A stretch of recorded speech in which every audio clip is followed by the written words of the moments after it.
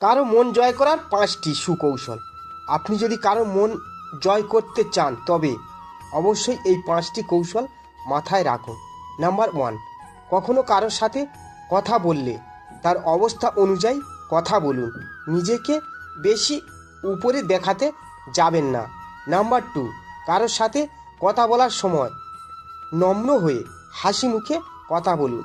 Number 3, যে মানুষটা বিপদে পড়েছে সাধ্যের মধ্যে হলেও অবশ্যই তাকে সাহায্য করুন, মানুষটা আপনাকে সারা জীবন মনে রাখবে। নাম্বার 4, যে মানুষটা হতাশা তার সঙ্গে হতাশার গল্প না করে তার হৃদয়ে আশার সঞ্চার করুন। আর নাম্বার 5, কাউকে যদি সাহায্য করতে না পারেন তবে তাকে ডিমোটিভেট বা নিরাশ করবেন না। ভিডিওটি ভালো লাগলে লাইক করবেন, কমেন্ট করবেন, শেয়ার করবেন এবং সাবস্ক্রাইব করতে ভুলবেন না।